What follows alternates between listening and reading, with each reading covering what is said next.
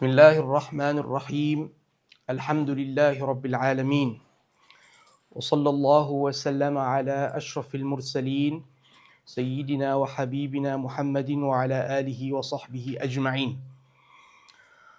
أما بعد. This is our first lecture and class of 10 classes on the مقدمة al-Ājurrūmiyyah that was written by al-Imam ibn al-Ājurrūm, and his name is Muhammad, and his father's name is also Muhammad, and his grandfather's name is Dawood. His kunya is Abu Abdullah,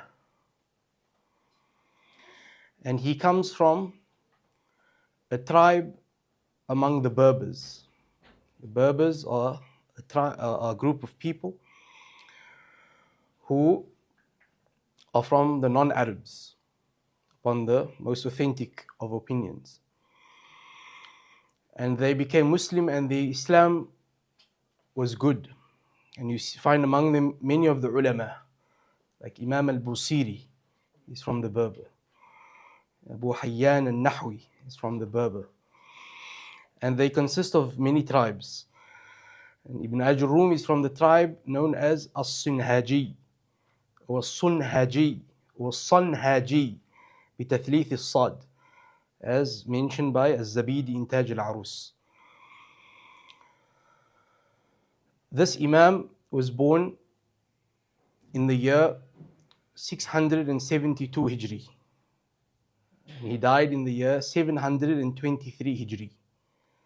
He was born in Fez, in Morocco. That's where the Berbers are. You find Berbers in Algeria. You find the Berbers in Tunisia. And he died in Fez, in Morocco.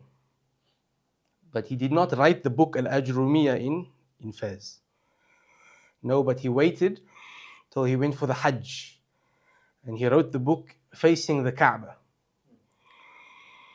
And he said, if this book is not mixed with ostentation and is not mixed with the praises of people, then I will throw it into the water and it will not be made wet, as a sign of it being accepted. And when he took the book out of the water, it was as dry as he threw it in. This is from the signs of the qabul and the barakah of the Matn, the author, Ibn al-Ājurrūm. And from among the signs of his barakah is that this book became relied upon very early on. So much so that Imam al-Suyuti, rahimahullah, he said from the signs of the salah of Ibn Ājurrūm, عموم نفع المبتدئين بمقدمته, that the mubtadi'een, the beginner students of Nahu, have all benefited through his book. Yes, there are other books that people, some various traditions begin with, like the Awamil of al-Jurjani, or the Awamil of al-Birkawi, or Kitab al-Hidayah, or Kitab al-Jumal. But this book surpasses all of them because of its barakah and because of its contents. Because it provides for the student a skeleton of the ʿilm, which is the ʿilm of Nahu. And the ʿilm of Nahu is Abu al-Ulum, is the father of all the sciences. The knowledge that you have in Nahu determines the knowledge that you will have in the other ulum al-Arabiyyah, which are 12 sciences. Nahu, al-Ṣarf, wal-Bayan, wal-Ma'ani, wal-Bādī' wal-Khitāba, wal-Inshā, وهكذا. As Zamakhshari mentions in the Muqaddimah of his Tafsir al-Kashaf. And it's then a tool for you to then understand the rest of the ulum shar'iyyah. Tamam? This book is called al-Muqaddimah al-Ājurrūmiyyah. Al-Muqaddimah, which is an introduction, you say the word Matn, it's the same meaning. You say the word Mukhtasar, it's the same meaning. You say the word Jumal, it's the same meaning. You say the word al-Lum'a, it's the same meaning. وهكذا. What is that? It's a book that summarizes the main principles of a subject. كتاب الصغير الذي اختصرت فيه قواعد العلم. المقدمة al-Ājurrūmiyyah. And al-Ājurrūmiyyah is attributed to Ibn Ajurrum. It's not attributed to Ajurrum, because the author of this book is not Ajurrum. The author of this book is Ibn Ajurrum. And the Arabs, they say, when you have Ibn Ajurrum, when there's idafa like this, that the attribution is not to the first part of it. It's attributed to the second part. It's not attributed to al-Banawi, Ibn, not al-Banawi, but to Ājrumiyyah. So if you were to say al-Mukhtasar, you would say al-Mukhtasar al-Ajrumi, not al-Ajrumiyyah, because the mawsuf and the sifa have to have the same attributes of gender, for example. Muqaddimatul al-Ajrumiyyah. So this is the book, inshallah, that we will be studying, and it is the best book to study, to start with in your journey of ilm, in your journey of studying the deen. And the amount of works that have been written on this book is more than 300 books, between sharh, commentary, hashiyah, gloss, super commentary, manzumat. But you see, what is upon the student is to memorize the matn, not the nazm, because the matn gives you the ibarat, the expressions as it is intended by the author. But the Azhar has its own approach in killing the Ajrumiyyah. What does that mean? That you absorb and you swallow the Ajrumiyyah and you make it your own, so it becomes part of you. Because ilm, as we will define in a moment, is what's called malaka. Malaka is an aptitude. Sifatun rasikhatun fi nafs. That malaka, aptitude, is a knowledge, is an attribute that becomes part of you. Tazulul jibal wa la yazul. The mountains may be removed, but it will never be removed from you. As opposed to when you start studying, what is ilm is called at that moment hal. It's a state that you're in. But if you don't revise, if you don't live with ilm, it will leave you. And that means that you never had that knowledge in the first place. So what we seek is to gain malaka, an aptitude, which is why you won't see me ever having a book, or our teachers having a book in front of us when we do taqreer of the masail, etc. And the manhaj of al-Azhar is to start with the matn, to study the matn as it is. And then again to study it again, but with the sharh. And the sharh that is relied upon in al-Azhar is Sharh al-Kafrawi. Al-Kafrawi. And Sharh al-Kafrawi, 2 books were born out of it. 2 books were born out of it. The Sharh of Sidi Ahmad Zaini Dahlan from Mecca. When al-Kafrawi explains the matn, and he says ya'ni, after he does i'rab of the matn, he says ya'ni, in other words. And he explains the meaning of each line in the book. Sidi Ahmad Zaini Dahlan took that part of the sharh and put it into a separate book. And the other book which is born out of al-Kafrawi, the sharh of al-Ajrumiyyah, is Tuhfat al-Saniyah, by who? By Muhammad Muhyiddin Abdul Hamid. But that book became famous because of the author of the book. Author Muhammad Muhyiddin Abdul Hamid was a very famous muhaqqiq. And so it became famous through his tahqiq works in other subjects, in other books. But it is not the main book that is studied. You ask someone what you studied the Ajrumiyyah, which sharh, they probably won't mention any other sharh except Tuhfat al-Saniyah. But that is not the main sharh which we study first. It is Sharh al-Kafrawi. And then after that you study Sharh Shaykh Khalid al-Azhari. Shaykh Khalid al-Azhari. And then on top of that there's a hashiyah of Hashit Abin Najah, with taqrirat Shaykh al-Azhar, Shaykh al-Islam, Muhammad al-Imbabi. With that, you become an allama in the al-Ajrumiyyah. Then you can go to Qatr al-Nada. But if you haven't studied it in that path, then your study of the Ajrumiyyah is like you've never studied it. دراستك al-Ajrumiyyah كلا دراسة. So you have to study it properly. But inshallah, our classes here is to put you on the first step in order for you to be able to read these shuruh on your own and with mashayikh in Arabic, inshallah ta'ala. Tamam. This subject is ʿilm al-Naḥw. And what is ʿilm al-Naḥw? ʿilm al-Naḥw, there are many definitions. From among the definitions is this definition: علم بأصول تعرف بها أحوال أواخر الكلمات العربية من حيث الإعراب والبناء. The subject of Naḥw is, the first word is ʿilm. It's a knowledge. What is ʿilm? As we mentioned, it's malaka, aptitude. Another way of understanding it is that it's the qawaid, it's the principles of the subject. Okay?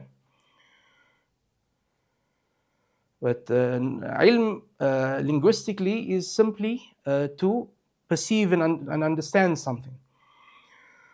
So it's the perception of the qawaid in a way that it is something with you, it's aptitude with you.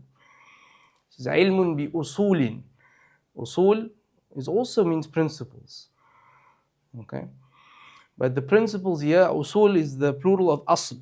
And an asl is a qaida. It's also a principle. And a principle is a qadiyya kulliyya, which is a universal statement under which there are many particulars. For example, we say al-fa'ilu marfu'. The doer is in the state of rafa'.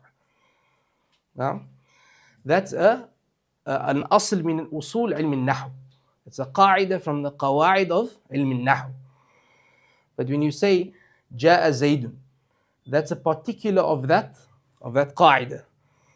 If I say ja'a bakrun, you shouldn't ask, oh, I don't know what bakr is now. La, bakr is also what zayd was, fa'il. Because ilm kulluhu qiyas. Ilm is to analogize one thing with the next, to compare one thing to the next. So just as Zayd is the fa'il in ja'a Zayd, so too is Bakr the fa'il in ja'a Bakrun. وهكذا. So this is an asl from the usul. So if we define the word ilm as a qawaid, as principles, and we say that it's principles of principles, how can we say that? Now, the first principles are not the same as the second principles. The first principles is something general. The second principles in the word usul here, it's to clarify what the first principle is. And this ba here is not the normal ba that we use, but it's a ba of tasweer, to give us a picture, an image of the reality of what comes before it. So it's the knowledge of principles. Through these principles, we know the ahwal, the states, like raf, nasb, all these various things that I'm sure some of you have, or most of you have come across at least once, that occurs at the end of Arabic words. Okay? من حيث الإعراب والبناء. Here when he says أحوال أواخر الكلمات, the ends of Arabic words, this definition is by way of sufficing with some of the definition and not the entire definition. Because in Arabic we don't only study kalimat. I'rab is not only in the kalimat, there's also i'rab in sentences, in jumal. There are 7 sentences that has i'rab, and there are 7 sentences that has no i'rab. I say قال المصنف رحمه الله تعالى الكلام واللفظ المركب المفيد بالوضع أقسامه 3 وكذا. رحمه الله. When I said that sentence, رحمه الله, that has no place in i'rab. It's a jumla mu'tarada. It's a sentence that I've brought into another sentence, and it has no particular aspect of i'rab. As an example. But here the definition, he only mentions kalimat, not jumal. Why? Because the majority is kalimat. من حيث الإعراب والبناء. From the perspective of i'rab, which is the idea of governance, how words govern each other, the fact that it can have more than one characteristic of i'rab. A word can be raf, then nasb, and then qaft, etc. And bina when it has one only and cannot have more than one. Okay, like use these fancy words in English like declension and inflection, but no, we're not going to use those words. We're gonna. I spent 3-4 years in university studying Arabic like that, and I'm tired of it. No, but we learn the words the way it's meant to be understood. Al-i'rab wal-bina. Now, tamam. Also, i'rab and bina is not the only thing that Nahu speaks about. Because i'rab and bina occurs where? At the end of the word.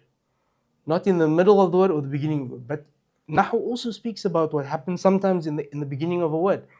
Nahu indicates to us sometimes when is inna wajib instead of anna. So when you in a sentence, when do you have to put the hamza maksur or the hamza maftuh? That's part of ilm al-nahu as well. So here again, he's sufficing with that which is the majority of the case. Most of the time, it's i'rab and bina. That's why you'll find sometimes there are other definitions, and that which is attached to i'rab and bina. So this is the definition of ilm al-nahu. Who was the founder of ilm al-nahu? Who created ilm al-nahu? When I say who created ilm al-nahu, it's not who created nahu.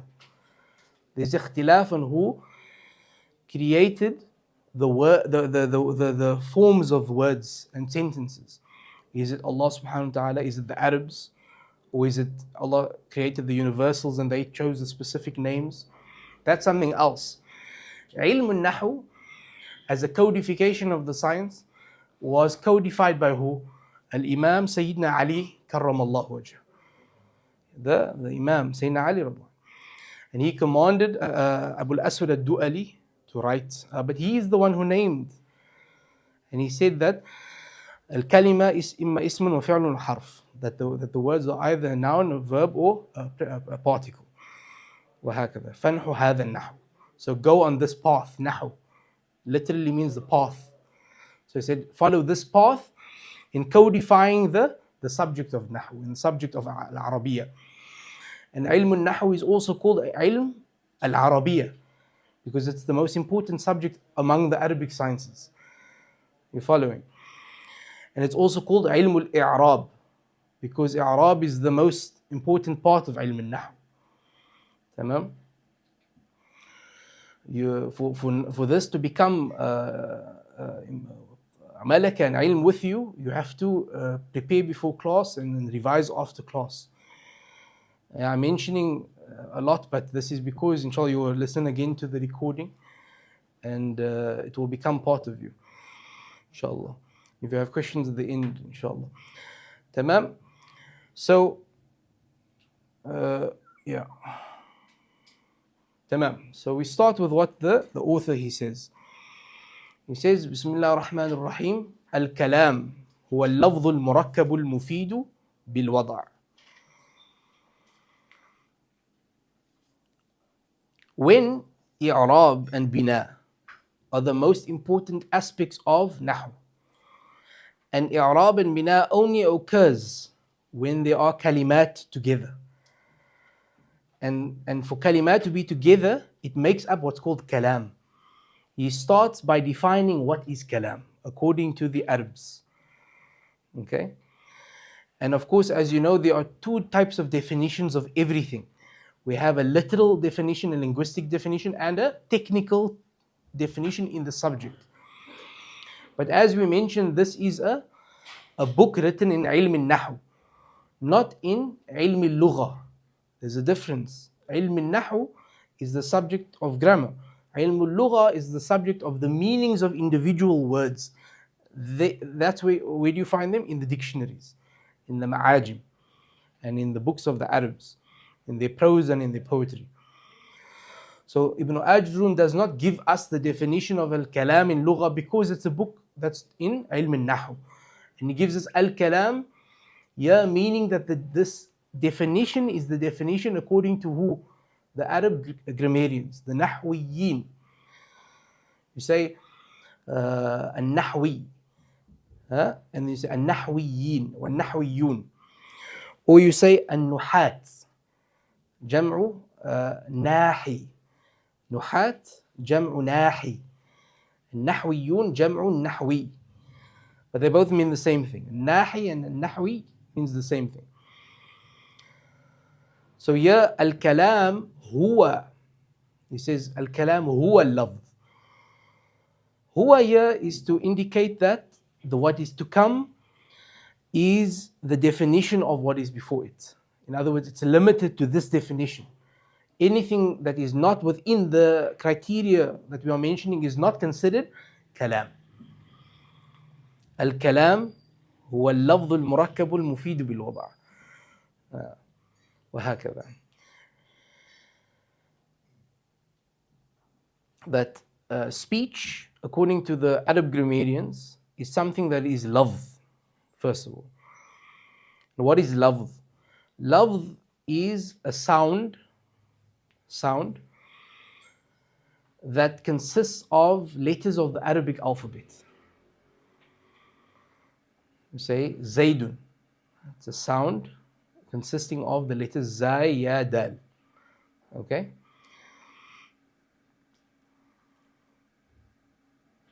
That's a lafz. A sound which does not consist of the letters of the Arabic alphabet is called a sazij. Like when I hit the table. That's sazij. That's not lafz. ساذج بالذال المكسورة ويقال ساذج ويقال سادج بالدال أيضا ويقال غفلة. They say غفلة as well. So all of these are تفنن في التعبير. You use different words with the same meaning, or these are the different ways that the Arabs use the word. ساذج, we say ساذج, we say سادج, we say غفلة, وهكذا. تمام. So that al-lafz is consisting of حروف العربية الهجائية. What is هجائية? Why do they always say حروف الهجائية is حروف العربية? There's حروف التهجي. الهجائية means to cut. تقطيع اللفظ بذكر أجزائه is to break up the word by mentioning each of the letters. The حروف of each of the letters of the word. فهمت? You following? واضح? نعم. وهكذا. المركب. المركب means to be compounded, composite of more than one thing. So when you say Zayd, it's not considered kalam, but rather when you put two words together in order to form a meaning, you say Zaydun qa'imun, Zayd is standing. Now it's considered kalam. Why? Because it's not mufrad, it's murakkab. What is the definition of murakkab? We say murakkab is, it comes from the word tarkib, to be compounded. Tarkib is ما يدل جزءه على جزء معناه, that which part of it indicates to part of its meaning. That's what tarkib is. ما يدل جزءه على جزء معناه, that which part of it consists of part of its meaning. So what does that mean? That the mufrad then is ما لا يدل جزءه على جزء معناه, that which a part of its meaning does not indicate to a part of it does not indicate to a part of its meaning. Like Zayd, does the Zai in Zayd mean Zayd's head? Does the Ya mean his body? Does the Dal refer to his two legs? No. Okay, but Zaydun qa'imun, Zayd is one, qa'imun is another, and together they mean nisbatu qiyam li Zayd, the meaning of Zayd standing. Murakkab. Al-Mufid, that which benefits, because murakkab has many types. You have murakkab tawsifi, like الرجل الطويل مثلا. Here it's not mufid because when you say الرجل الطويل, you're still waiting for something more to be said. What about him? So the definition of mufid then is ما يفيد السامع فائدة يحسن السكوت عليه بحيث لا ينتظر إلى شيء آخر. That which benefits the person listening, a benefit that silence is attained through it, and he does not wait for anything else to be said. I've written on the board here just the Matn, but after this you're going to see everything I've said now again. Everything we're going to write it again. بالوضع, that is in original Arabic coinage. وضع means موضوع, placed by the Arabs to have a particular meaning. So therefore, each word here, it stipulates the previous word. We say lafz al-murakkab now stipulates lafz to be more than one word. Mufid stipulates murakkab now to mean that which gives a complete benefit, like you say Zaydun qa'imun, qama Zaydun. And bil-wada' means that it is within the Arabic language. So this excludes what? Non-Arabic, and it excludes Ammiyah. The ulama of two positions. Is Ammiyah not Arabic completely, Ujma, or is Ammiyah manzila bayn al-manzilatin? It's neither Arabic nor non-Arabic. But no one says Ammiyah is Arabic. No one says Ammiyah is Arabic. وهكذا. So this is the definition of al-kalam. He says al-lafzu الصوت المشتمل على بعض الحروف الهجائية. الصوت المشتمل على بعض الحروف الهجائية. This word is a part of the definition. Knowledge is either definition or qiyas. It's either defining something or giving a hukm, a ruling about something. He's defining kalam now. And each part of the definition is there to include things and to exclude things. Because the definition needs to be something that includes that which needs to be included and that which excludes that which needs to be excluded. Jami'un mani'un. What does lafz exclude? It excludes what the Arabs used to communicate other than alfaz. And the Arabs, they've only used 5 things to communicate with each other. The first one is lafz, words. The second one is al-ishara, indication. You go like this, yes or no. No, that's the indication, ishara. or they used to indicate with their sword something, or with their staff, with their asa. Now, وهكذا. The second thing is al-khat, which is writing, al-nuqush, which is to understand through writing letters and words. And nuqush, the writing words on your book, that's not considered kalam, haqiqatan, literally. It is considered kalam figuratively, because you can say it. Okay? And that's why you will find in some of the later books of Nahu, there's a section called the section of khat as well. Okay, because it is kalam majazan. Tamam? All right. If people can please put their mics off, please, sorry. Tamam. Al-khat. The third thing is what's called al-uqad. Al-uqad. And this is understanding numbers through indicating through their fingers. So they would have certain indications, like at the New York Stock Exchange, the people, they communicate like that. They throw up 3 fingers, it means $3,000 or $300,000. Or like the microbuses, they go like this, or whatever. Nafura is like that, right? Yeah. So yeah. So that's also, but here they specifically did it for numbers. And then the last one, the fifth one, is called an-nusab. An-nusab, which is that signs of things that are built up. Like the mihrab indicates to the qibla. We see a sign of a board, it indicates that, okay, this way you should go, that way you should go. Or a traffic light. So these are the 5 things. When I love this mention, it excludes these other 4. These are called ad-dawal al-arba'. These other 4. Ad-dawal, jam'u dalla, to indicate, dilala. The second word, al-murakkab, as we mentioned, ما يدل جزءه على جزء معناه. Okay?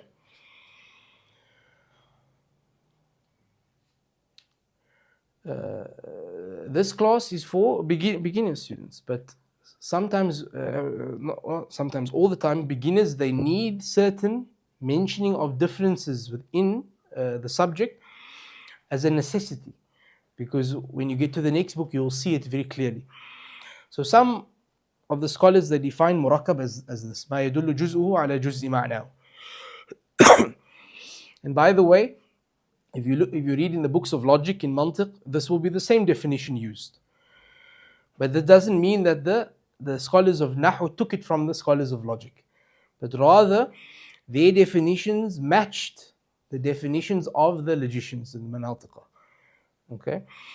The other definition that is given is ما يتلفظ به دفعتين فصاعدا. The murakkab is that which indicates that which is two sounds or more, or two words or more. Okay, so when we say, for example, Abdullah, the name Abdullah, it's two sounds, Abd and Allah. Okay, is it murakkab or mufrad? When we say it's someone's name, it's mufrad, because a part of it is not indicating to a part of its meaning. Allah is not a part of the meaning of the name Abdullah, but rather the person's name is Abdullah. But if you say it's not a name, yes, now it's murakkab. Okay, that's based on this definition, ما يدل جزء على جزء معنى. As for the definition of that which is two words are used or more, then Abdullah, whether it's a name or not a name, it's murakkab. Okay. Then he says al-mufid, ما يفيد فائدة يحسن السكوت عليها بحيث لا ينتظر السامع إلى شيء آخر. That which gives a benefit, a meaning. يحسن السكوت عليه means that silence has been acquired. Meaning, who is silence? Who is silent?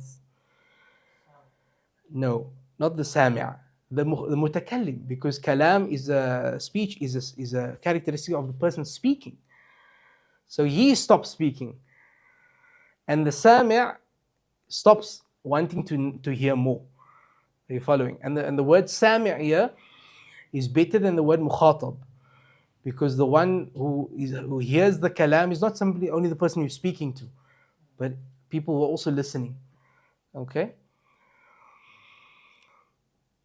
It's yeah. So for example, if you say جاء الرجل الذي, the man who such and such came. You say جاء الرجل الذي. الذي what? You're still waiting for something.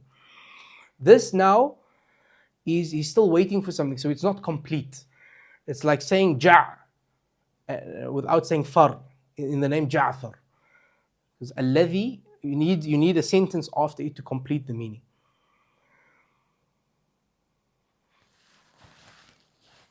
Okay. And then بالوضع, as we mentioned, it means al-Arabi. Actually, just before I go into this, the word mufid as well. All the Nahwiyin, all the scholars of Nahu, they agree on that definition, that it could require silence is achieved and there's no waiting more from the sama'. But some of them added a second condition. What is that? That is that it is something yumkin and yujhal, that it is something that can be forgotten, and something that can be forgotten. That kalam, in order for it to be beneficial, it must be something that can also be forgotten. So if I tell you as-sama'u fawqana, the sky is above us, is that something that can be forgotten? La. Al-ard tahtana, the earth is below us. Can you forget that? No. But if I say Zaydun jalisun fil bayt, you can forget that. You don't know Zayd, you don't know if he's jalis or he's qa'im, etc. You following? So all of them agreed that it must be the definition we mentioned, ما يحسن السكوت المتكلم عليه ما يفيد فائدة يحسن السكوت عليه. But some of them added a second condition, which is that it must be a benefit which you can forget, meaning that it's something new to you, that you are learning about it. Okay? بالوضع, as we mentioned, it's according to the بالوضع العربي. It's the Arabic coinage. Okay. What does this mean? This means that بالوضع العربي means that the individual words of Arabic were placed as such to give a meaning by the Arabs. And it means that the sentences, جملة اسمية, nominal sentence, جملة فعلية, verbal sentence, were placed like that to provide a platform for words then to be placed on them to give a meaning, which is the meaning of affirmation or negation. You say زيد قائم, Zayd is standing, it's affirmation. You say Zayd is not standing, ما زيد قائما وليس زيد قائما, for example. So this is what's called بالوضع العربي. That's the main position, right? Then there's a different position that says that al-wada' is defined as al-qasd. Al-qasd. Everything I'm saying here is made for absolute beginners.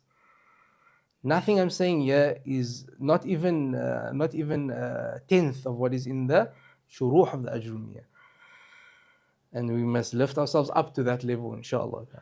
But everything here is the most basic thing that can be said. And I've done this with some of the students here before, and they can attest that this was, inshallah, you can understand it. It's not that difficult. Al-qasd meaning that someone must intend to have said what they say. So as someone who's sleeping and they talk while they sleep, that's not considered kalam.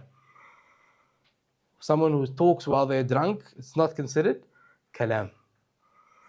Rather, there must be an intention behind what you're saying to benefit the person you're speaking to.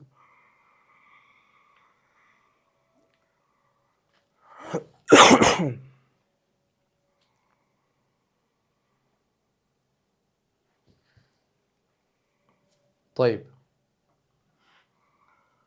Those who define al-wada' by al-wada' al-Arabi, do they say that kalam that is unintentional, if someone is sleeping, is that kalam or not? No, it's not kalam. Why? Because they say the word mufid already means that it must be maqsood. When you give a benefit, it must be something that is intended, because benefit comes from the aql, and the aql is that which intends or does not intend. Okay. What I'm trying to say is that when you say the word bil-wada' and it means al-Arabi, it doesn't mean that kalam is not qasd as well, but it encompasses both. Okay.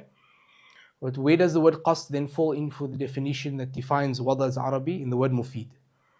You following? And when you say bil-wada' means al-qasd, where does the word Arabi then? Does that mean now that it doesn't have to be Arabic? No. Now when you say al-lafz, it means al-lafz al-Arabi. The lafz al-murakkab mufid, al-lafz here is al-lafz al-Arabi. Okay. So that's the definition.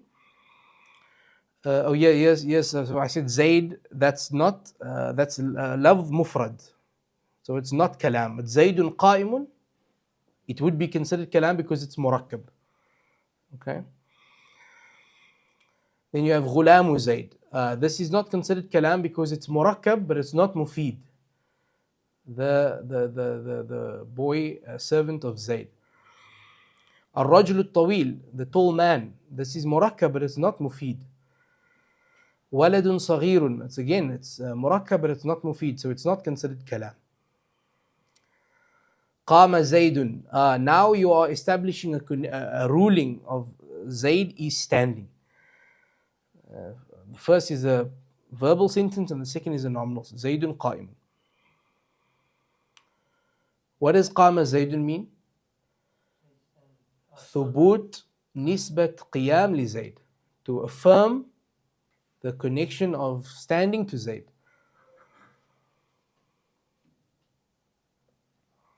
Then he says what? وَأَقْسَامُهُ ثَلَاثًا.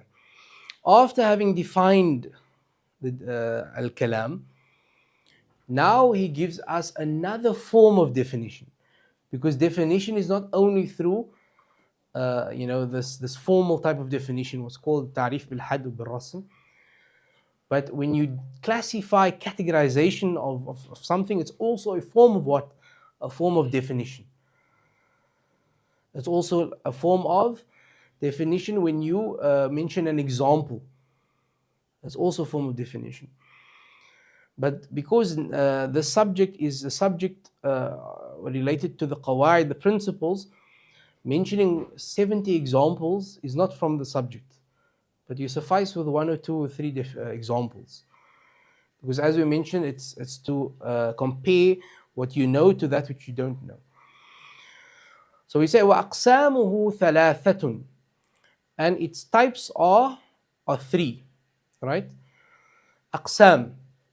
When you divide something, you're either dividing something into its parts or into its particulars.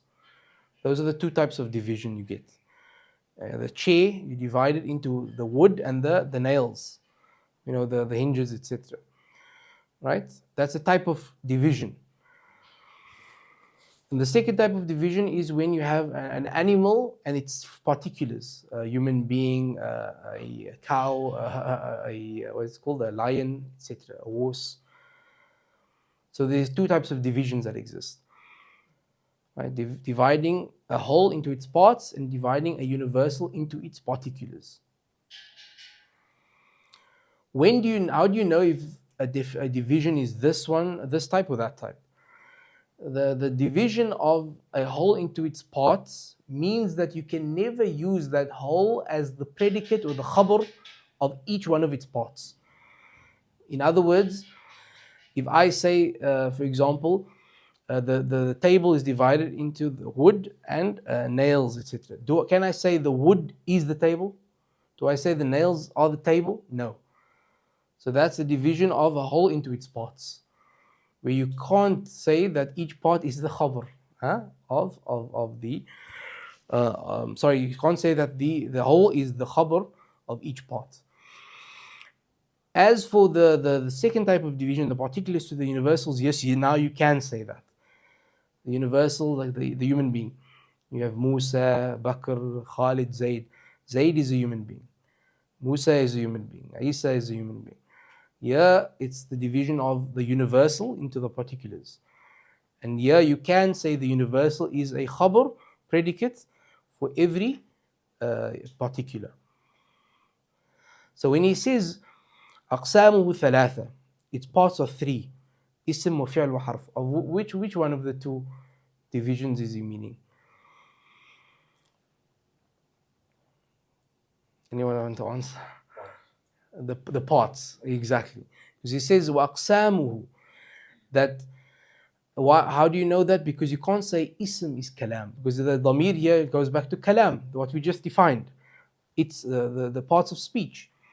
You cannot say ism is speech, or fi'l is speech, or harf is speech. Yes, so it's from the meaning of aqsam here means ajza, the parts.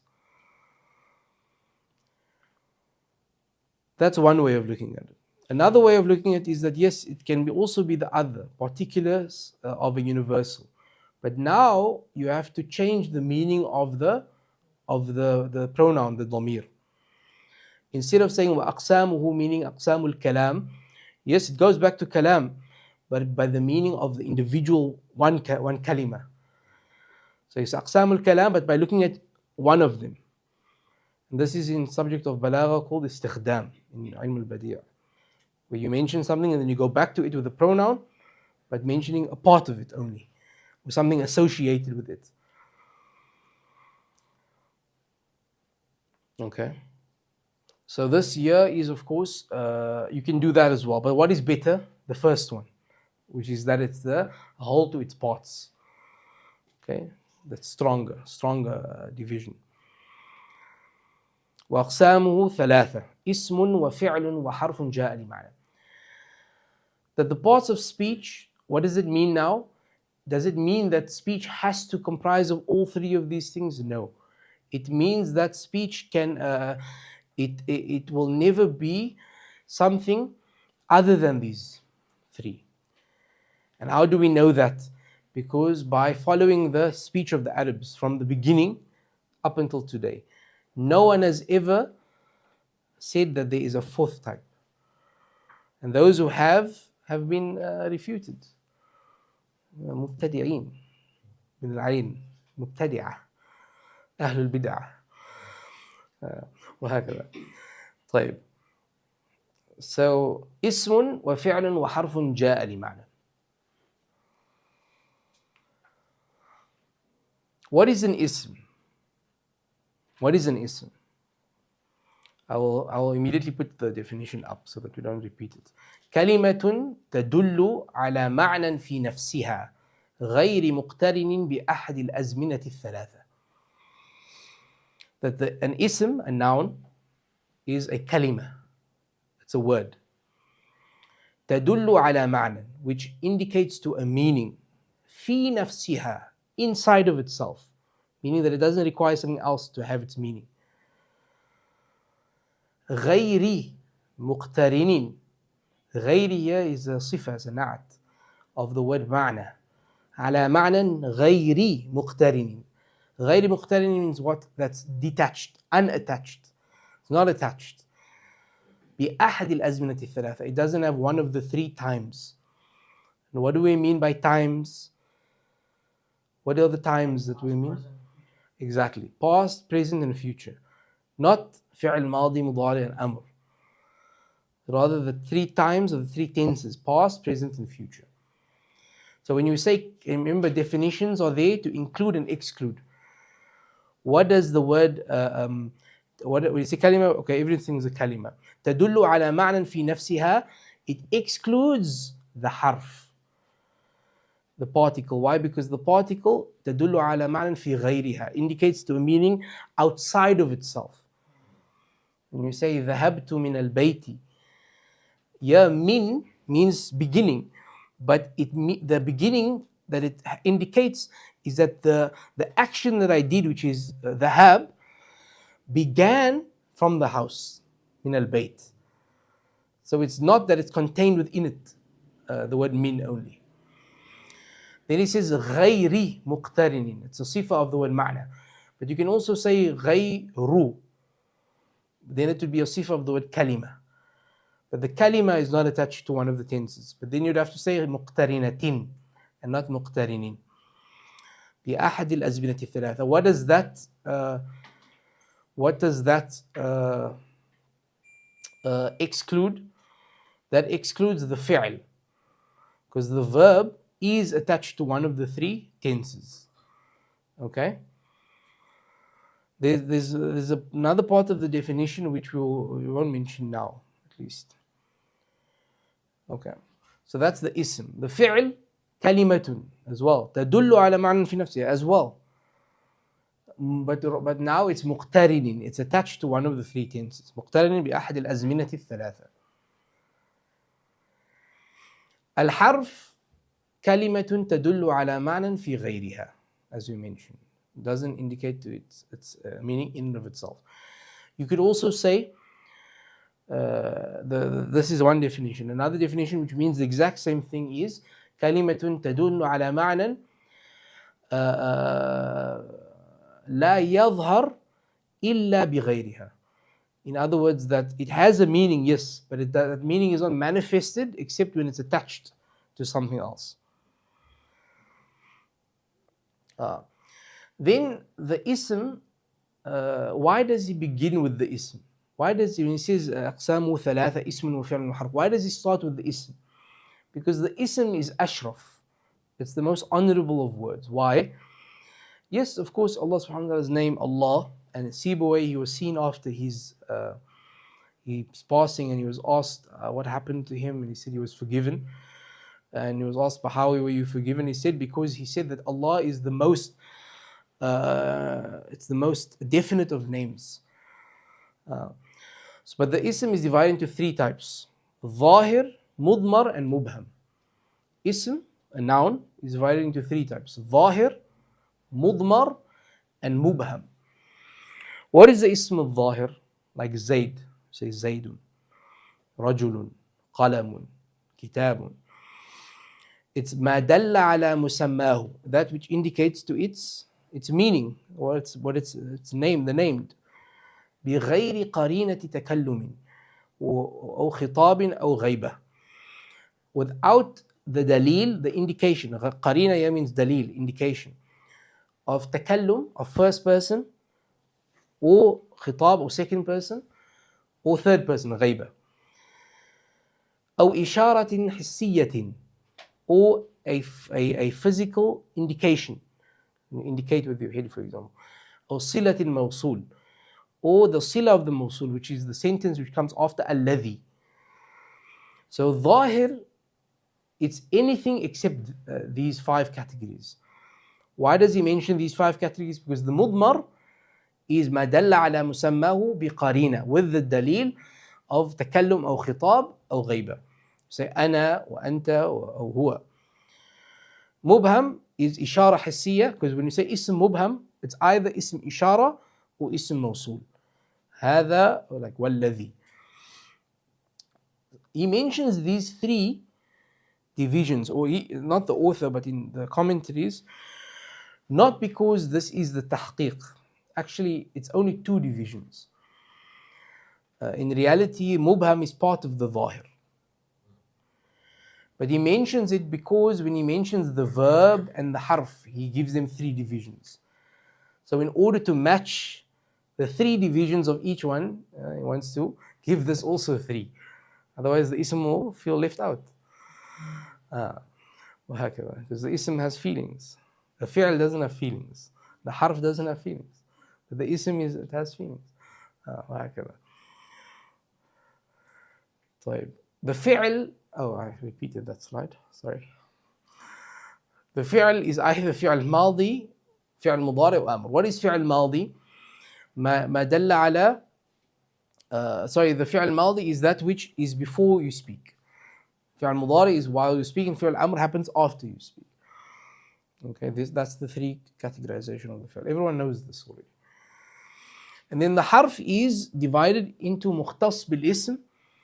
You say bil ism, you don't say bil ism, because the hamza of ism is hamza to wasl. So you don't say bil ismi, you say bil ism.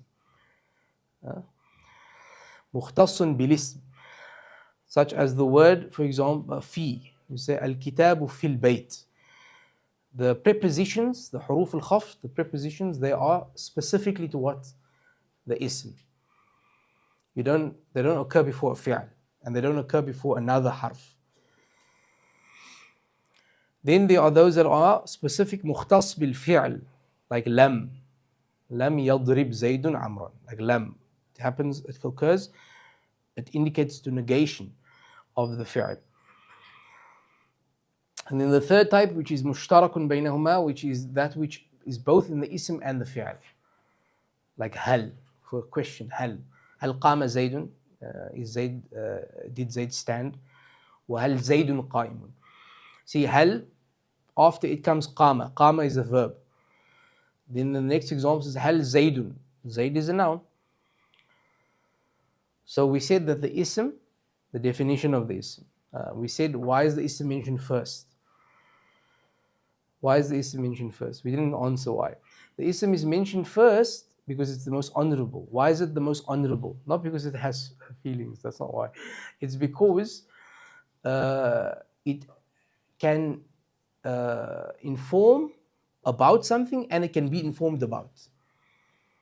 مخبر عنه ومخبر به, مسند إليه ومسند.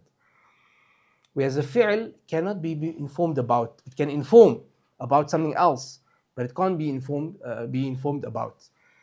And the harf, it cannot inform about anything, nor can it be informed about. So the ism, when we say, for example, Zaydun qa'imun, or qama Zaydun, what is being informed about here? Zayd.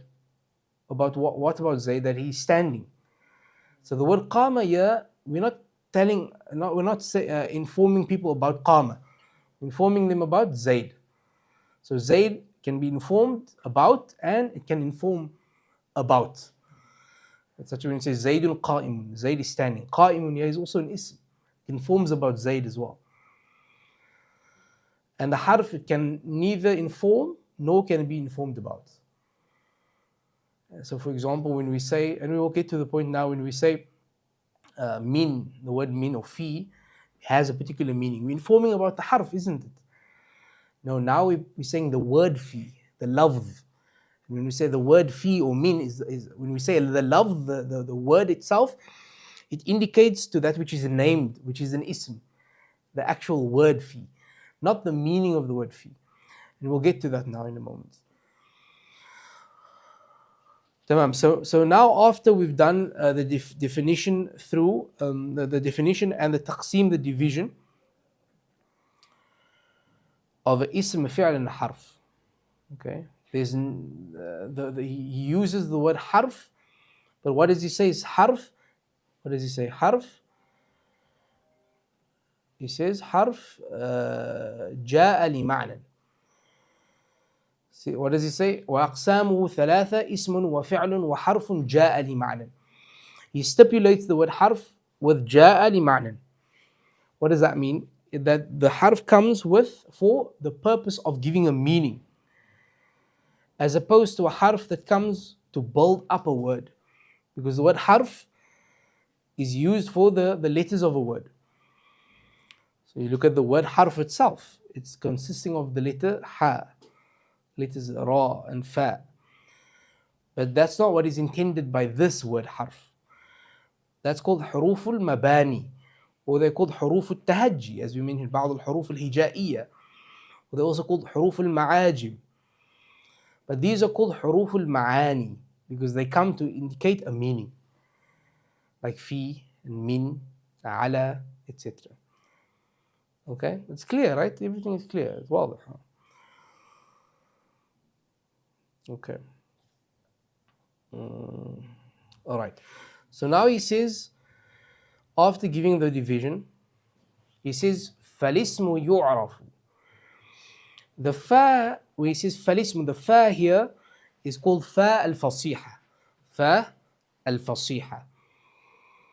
And it's a fa that comes as an answer to a hidden question. He says إذا أردت أن تعرف ما يميز كل واحد من هذه الأقسام, if you want to know that which stipulates or specifies the ism from the fi'l and the harf, what distinguishes the ism from the fi'l and the harf. If you want to know now, after knowing that there's an ism and there's a fi'l and there's a harf, how then do you distinguish each one from the others? Now he says فَالِاسْم. So the ism is known as such, by such and such, and the fi'l is known by such and such, and the harf is known by such and such.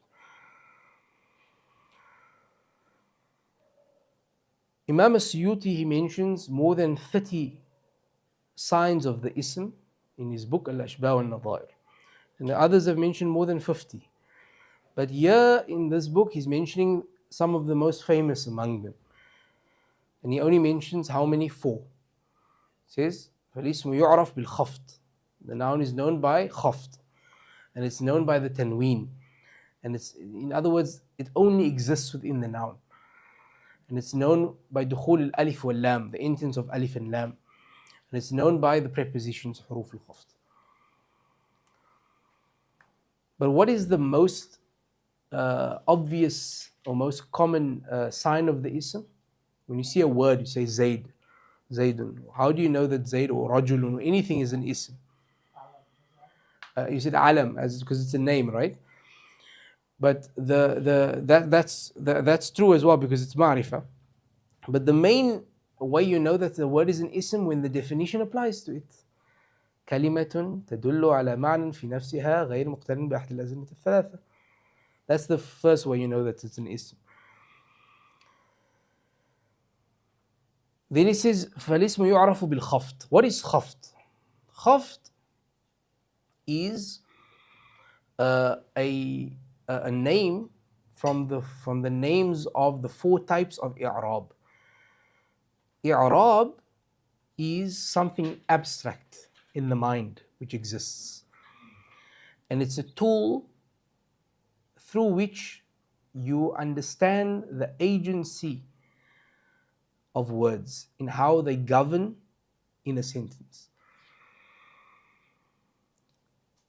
that this word affects the next word in order to indicate that the next word is one of three things only. This next word is either the fa'il, the doer, or the maf'ul, the object, or idafa, it's attached. There's no meaning except for these three meanings in the entirety of Nahu. All other meanings go back to one of these three meanings. Hal, tamyiz, naib fa'il, all of these can go back to one of these three.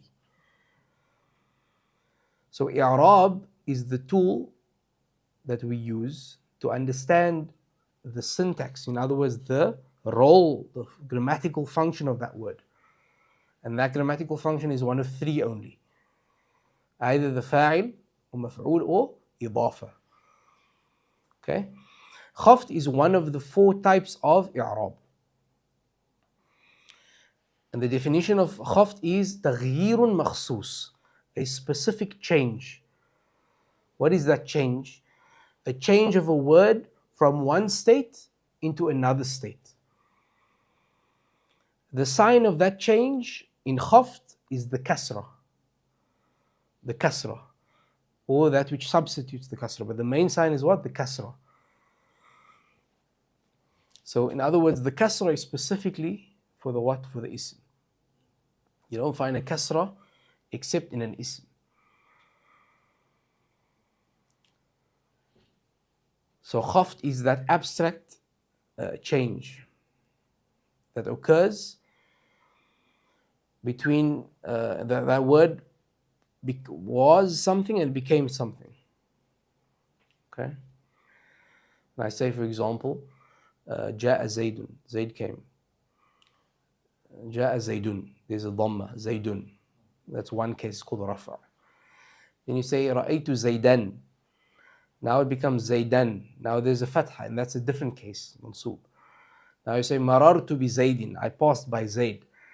Now there's a kasra, Zaydin, in order to indicate that it's after the preposition. Okay?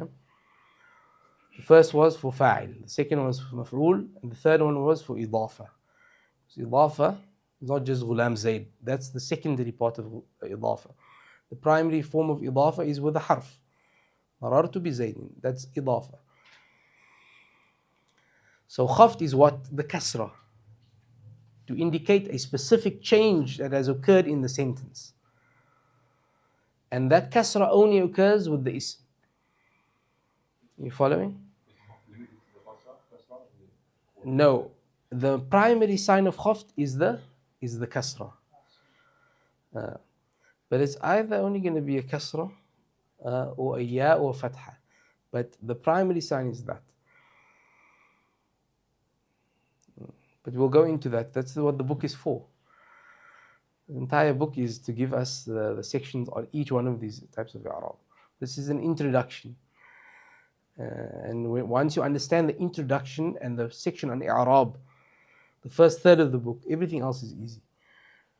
Yeah, that's why we spend most of the time in the first half of the book. Okay, so khafd. What tanween? Tanween only happens in an ism. If there's tanween in a fi'l, that's not the tanween we're talking about here. There are 16 types of tanween. 4 of them only occur in the ism. And when we say tanween, we mean these 4. And the other 12 types of tanween, you probably won't see it for another few years, depending on how intense you're studying. But you'll see it, absolutely. But I'm saying like it's not common. It's not very common. But so when you say tanween here, it's very clear. And I'm going to mention the 4 types of tanween. But what is the purpose of tanween? Someone say rajulun. Tanween is to indicate indefiniteness. No, tanween is not to indicate indefiniteness. Tanween is to indicate that the word is complete. The ism is done. You don't need anything else after it. You say rajulun, then you use another word to complete the word rajul. No. Tanween is to indicate that the word is complete. That's why if you take away the tanween, you'll need mudaf ilayh. Say غلام زيد. So idafa and tanween are opposites. Idafa indicates that the word before it is incomplete without the idafa. You're following? But the tanween is to indicate that the word is complete. That is the primary meaning of tanween. Then we'll have other the types. Each type will have an indication as well. دخول الألف واللام, when you say alif lam, like الرجل, al, that is to indicate primarily definiteness. Now this is for definiteness, al. وحروف الخفض, the prepositions. And now he goes on a tangent. Tangent is called istidrad. Tangent in Arabic is to mention something outside of its place for a purpose. ذكر الشيء في غير محله لمناسبة. And so why is he mentioning this? A list of the prepositions? Because this book is for beginners. But the actual place of this is the last chapter of the book. باب مخفوضات من الأسماء. So what does حروف الخفض mean? Prepositions. وهي من وإلى وعن وعلى وفي ورب والباء والكاف واللام. وحروف القسم وهي الواو والباء والتاء. The حروف القسم, say والله, they are also حروف الخفض. They are part of the حروف الخفض. The letters of oath, they are also prepositions. Okay? But they are mentioned separately now because they have specific rules as well. Okay? So what is it? He says here, الخفض تغيير مخصوص علامته الكسرة. That it's a specific خفض is specific change. Its sign is the kasra, or that which is substituted for the kasra. Okay, but the primary sign is the kasra. He says التي أحدثها عامل الخفض, which is caused by the agent of خفض. خفض doesn't just appear out of nowhere. No, something must cause it to be خفض. مثاله جالسنا مع الكرام. An example of that, we sat with the honorable الكرام. نعم, الكرامي. نعم. Okay. Then he says التنوين. What is the definition of tanween? You'll see in some of the books like تحفة السنية, they say التنوين literally means tasweet, to make a sound of a noon. That's not correct. That is from a misunderstanding of the word sarf in some of the later books. But tanween is to enter a noon at the end of the word. That's the literal meaning. And then the terminology is نون ساكنة تلحق آخر الاسم لفظا وتفارقه خطا ووقفا. There's a typo here with آخر. Okay, so what is the tanween? It's a noon that has a sukun. It's at the end of the ism, and you say it lafdhan, but you don't write it. Okay, and waqf also you don't say it. So, for example, rajulun. The last, what is the end of rajulun? Rajulun, the lam has a dhamma. The first dhamma is a sign of i'rab. The second dhamma, we don't say dhammatain ever. It's not two dhammas. It's not two. The first is a dhamma. The second one is a repetition of the first sign, which is a sign of tanween. But never say dhammatain. No, there's one dhamma and the second one is the sign of tanween. Okay. And do you say it or do you pronounce it? No, you only do you say it or do you write it? You say it but you don't write it. Okay. But you have tanwinat that are outside of the four tanwinat, tanwin al-ghali, tanwin al-tarannum. There you write them as well. But the definition of tanwin, you see, you say it but you don't write it. It's specifically to the ism. The other tanwinat, no, you write them or etc. Tamam. The four types of tanween. This I was very hesitant whether I should mention them or not. But I'll give a very quick summary of them and then inshallah you will learn as you go along. The first type is at-tanween at-tamkeen. Tanweenu at-tamkeen. The word tamkeen means to to plant deeply or strongly. This tanween in the word Zaydun or the word Rajulun, there's a tanween there. This tanween is to indicate that this word is an ism 100%. 100%. Okay, there's no doubt that this word is an ism. You know the name Ibrahim. Salamun ala Ibrahima fil alamin. Why does Ibrahim? And you'll never have Ibrahimun. There's no tanween ever on Ibrahim, because Ibrahim is originally not Arabic. So its status as an ism is not firmly planted like the words Zaydun, because Zayd comes from the word Zada, Yazidu, Zaydun. And Rajulun is an ism as well. So the tanween in Zaydun, in Rajulun, for example, it's not to indicate indefiniteness. No. It's to indicate that the word, number one, is complete and that it is definitely an ism. The tanween indicates that it's complete, and tamkeen indicates that it's definitely an ism. I would say tamakkunihi fi bab al-ismiyah.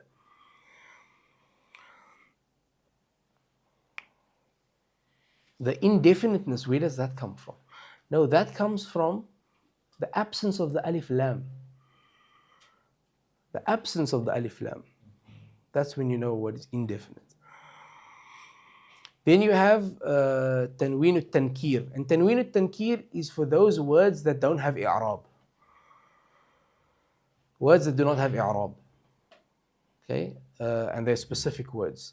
But this tankir doesn't mean indefinite. Rather, it means the indefiniteness of words that don't have i'rab. And we're going to give examples. Tanween al-muqabala is tanween in the jam' mu'annath salim. Muslimatun.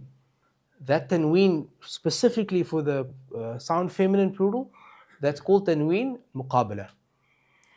Is there a charger here for this? I think you might have to plug it in for this iPad. Sorry. Yeah. You able to get it in? It won't reach, right? Okay, thank you. Sorry, this it's 8% might die soon, but we'll be done soon, inshallah. All right. Tanweenu al-muqabala is found in the jam' mu'annath salim. All right, perfect. Is it a different one? Yeah. Okay, it's fine. Leave it. It's okay. It's fine. It's fine. Leave it. We'll be done now, inshallah.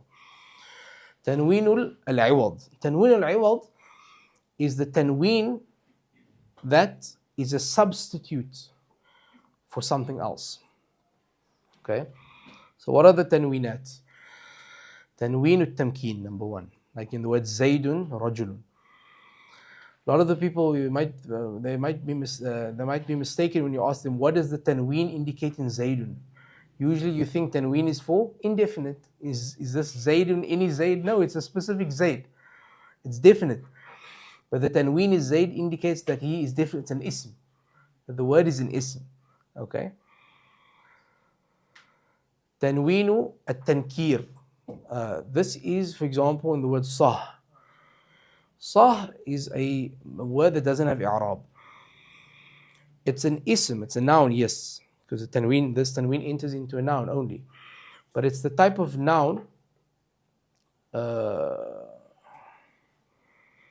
is it? But that isn't that the plug for it? One of these things must be the plug. Okay, okay. Is Sayyid here? Sayyid Bukhari? I saw the old version. Just bring this up. Just bring next time. Yeah, I can move up, inshallah.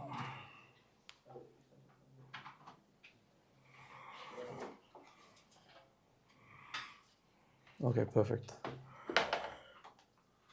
Yeah, there we go. Thank you so much. Shukran. Tamam. That's good, yeah. That's fine if you can put on the... all right.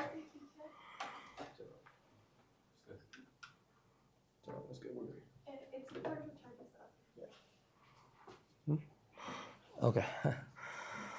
طيب. صح. صح is an ism which is mabni, which doesn't have i'rab. These types of words, they are called asma al-af'al. So like we mentioned, we have an ism, a fi'l, and a harf, right? Ism, fi'l, and harf. There is a scholar by the name of Abu Ja'far who said, indeed, there's a fourth type of word. But everyone refuted him. He said this word is called a khalifa. It's because it's mukhalifan lil-thalatha.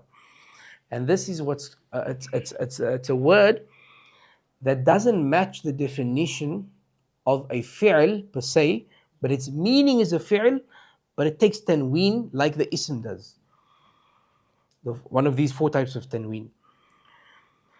But the majority of scholars, or over 99% of them, they said, no, this is an ism because it takes tanween. And so we give the judgment that it's an ism. Only that it's an ism that indicates to the word of a fi'l. So when you say sah, it's an ism because it can take tanween. You can say sahin. But what does sah mean? Sah means the word uskut. Keep quiet. It doesn't indicate to the meaning of uskut. No, it's sah. You use it to indicate to the word uskut. And uskut means keep quiet. So this is a fourth type of word. Why am I mentioning this? It's a high level, right? But I'm mentioning it for the purpose of tanween tankir only. Just to give you an overview of what tanween tankir is. So when you say sah, it means keep quiet about what you're speaking about now and speak about something else. So that's kind of, there's a level of definiteness to it. Keep quiet of the speech that you're currently speaking about. But if you say sahin, it means keep quiet about everything. Don't speak.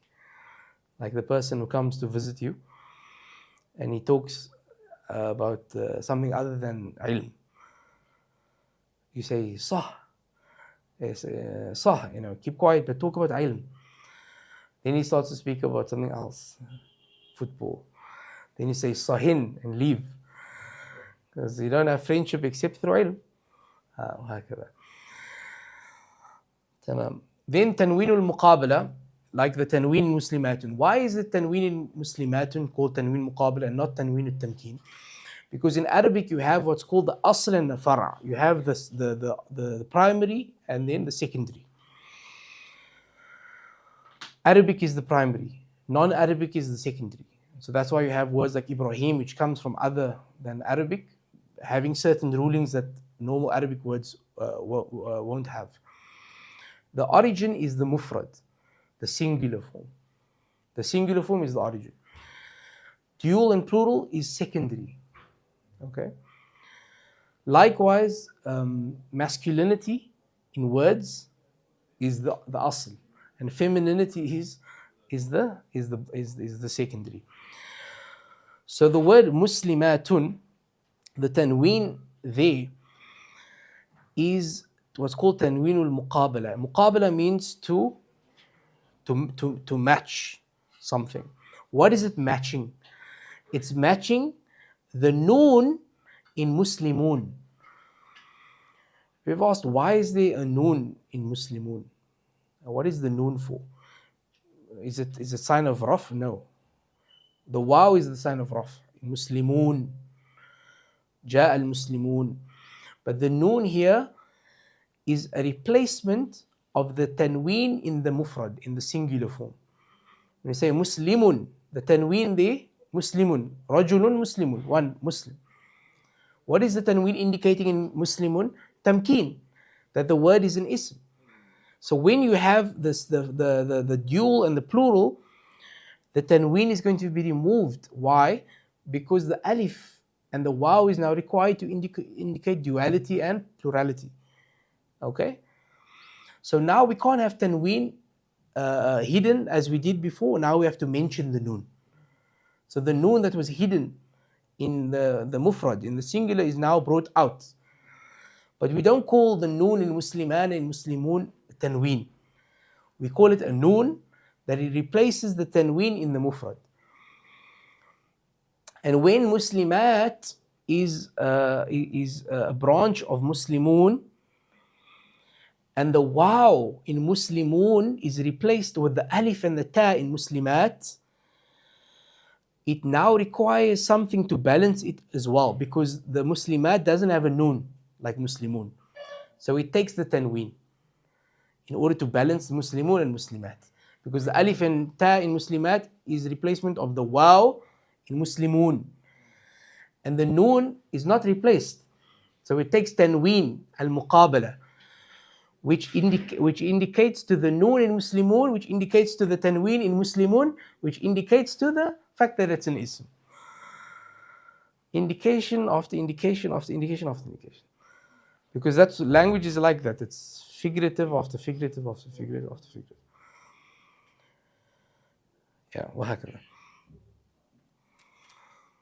Then tanween al-iwad are three types, but I'll suffice with one. The tanween al-iwad, you have a replacement. When the tanween is replacing something, either it replaces a letter, or it replaces a word, or it replaces a sentence, a jumla, or many sentences. In the ayah of the Quran is إذا زلزلت الأرض زلزالها وأخرجت الأرض أثقالها وقال الإنسان ما لها يومئذ. Even here there's a tanween. This is a tanween that indicates that it is replacing sentences. Because when you say يومئذ تحدث أخبارها, يومئذ is replacing يوم إذ زلزلت الأرض زلزالها وأخرجت الأرض أثقالها وقال الإنسان ما لها. Are you following? That the tanween on يومئذ is replacing all three ayat before it. Okay? So this is just quickly a introduction to these types of tanweenat, but inshallah at least try to memorize the names of them and the definitions. But inshallah you'll be able to understand. Try your best to understand it, inshallah. But what is the purpose of tanween? Is to indicate that the word is complete, and that tanween al-tamkeen primarily, which is the majority of tanweenat. Most of them are tanween tamkeen, to indicate that the word is an ism. Alif lam, as we mentioned, to indicate what? That the word is definite. And it comes for three main purposes. Either it comes for haqiqah, which means the reality of something. So al-insan, the human being, the reality of the human being. What is the reality of the human being? Hayawanun natiq. He is a rational animal. The definition of a human being. Hayawanun natiq. Every definition, there's always something, scholars always differ. This is the most common definition. Some people say that the jinn are also part of this, because they're also hayawanun natiq. They're also animals that have rationality. But no, this is the al-haqiqah. So al-insan means haqiqatul insan, the reality of the human being. Are you following? Al can also be lil-istighraq, means kull, everything. Kullu shay'in. Istighraq means the entirety of something. So when we say alhamdulillah, it means kullu alhamdulillah, jami'ul alhamdulillah. That al is for istighraq. Or it can be al-lil-ahd, like in the definition of kalam that we had, al-kalam huwa al-lafz. Al here means ahd. What is ahd? Ahd is a covenant or an understanding between two people. We have made an understanding between us that this word is used for this reason. So the covenant or the ahd between which group here is being discussed when we say al-kalam? The nahwiyin. Okay, and then he goes into huruf al-khafd. And inshallah, in the next class we will begin with the huruf of khafd. Wallahu ta'ala alam. Assalamu alaikum wa rahmatullahi wa barakatuh. So if there are any questions, please do go ahead and ask. Inshallah, I'm just gonna open up this. The class is the hour and a half, but then the next, usually I'll finish, inshallah, like 15-20 minutes before that. But we also have half an hour for questions. So if anyone wants to leave, they're welcome to do so. If they have questions, you can ask. inshallah. And online as well, if there are any questions, please do send it in the chat, or if you can raise your hand to, you can ask, inshallah. تفضل سيدي عمر ريال. The one for to show that it's definitely an ism. Is this a proof of which prophets' names are Arabic and which are not? The tanwin al-tamkeen. For example, like Nuh alayhi salam. Yeah, exactly. The prophets with Arabic names, the 4, the 6, based on different opinion, they will have tanwin. Those who are not Arab names, they will not have the tanween. Very good. Shows that at least Arabic was at least in existence at that time, at the time of the Allahu A'lam if that's it, or rather if the name is used as Arabic from the beginning, or the Arabs had that name from the beginning. Whether Arabic was used back then or not, that doesn't indicate to it necessarily. What is your name? Amin? Inshallah. I was going to ask, is it possible to have those slides sent to us? Yes, I'll send it to the group. Yes, I will send it, yes, inshallah. Yes. But go through the lesson again 10 times. Any other questions, Ya Sidi Sinan, right? Yeah, inshallah. Oh, yeah, he's a munshid kabir. No. I was wondering, this is my first time kind of studying a book and having the print to go along with it. What's the etiquette of writing in your book? Because I feel like I got a really nice copy. It's like so clean that I don't want to. Oh, okay. And also, you can get 2 copies. Write in one of them and write it. Kind of leading into the second question. This one has it's a commentary. The second commentary that you mentioned. Yeah, Tuhfat al-Saniyah. Would you recommend getting? Is that the Tuhfat al-Saniyah? I believe so. Yeah. Yes, it is. Yeah. Would you recommend getting just the text as well? Yes, of course, but memorize the text, and I sent it. Someone sent it to the group. Based on our classes here, you will be able to read this commentary on your own, inshallah. But yeah, get the text on its own. We'll just print the text that I sent, because there will be edits. They're not all the same. So as we go along, I'll say what is part of the manuscripts or not, it's authentic or not. So like, yeah. Any other questions here? What's your method of taking notes? Obviously, you mentioned a lot of things. But didn't you attend Yaseen Kippie's course? That's what his course was for, how to take notes. No, I'm joking. Yes. No, you have to memorize the definitions. Everything I've mentioned on the slides, when I send it, memorize everything on there.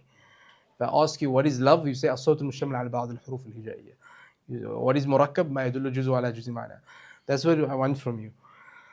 When you're in a class, for example, when you don't have the slides and it's not pre-recorded, how do you? I only did this because of the audience. Otherwise, we never rely upon a board or anything. And where do you take it? شفقة مني رفقا مني. أيوة. So when you don't have all this, where do you write these? Do you write them in your book? Yeah, anyway, it doesn't matter. Yeah, of course, yeah. And then you just go back and you sort of. Yes, and listen to the recording as well, yeah. Someone said, yes, Salam, please, can you explain Arabic terms the first time you use them? Yes, Hadr, sorry about that one. Yeah. Yes, but inshallah, the Arabic terms are important to also know, but inshallah, we will explain all of them as we go along. Jazakumullah khair. You mentioned that the Shah Kafrawi. Kafrawi is the most important. The first one you start with, not the most important. The most important is Shaykh Khalid al-Azhari. But that's after you study Kafrawi. Kafrawi is 3 books in one. It gives you the Arab, gives you the meaning, and it gives you lots of examples with the Arab of the examples. I haven't done the Matn itself, so if I'm buying the book, what I should prioritize is getting the Matn. Get the Matn. You can get the Sharh and read it on your own, yes, no problem. Yeah. But the idea of why I'm here is to give you a stepping, what's called, like a bridge to study with the Mashayikh. I'm a little bit more advanced than most people attending the course, right? I'm not a scholar. So I'm helping you to then study with the Mashayikh directly, giving you the first steps. صح? هكذا. But yeah, buy all the books. Every book you mention, you're supposed to buy them. Read it as well. No, yes, you read them, but you No, you put them on your desk and then you finish them and then you put it in the bookshelf. But no, you're supposed to buy the books. And if you don't buy them, then you're never going to buy them. At least buy the book. Yeah. Or print the book. يعني على تمام. Yeah, so we'll end the live. If there are any questions online, no questions. Please do send in the group if you have questions as well. But yeah, I'll be here for people here if they want to ask some questions as well. Allah Alam. You can end the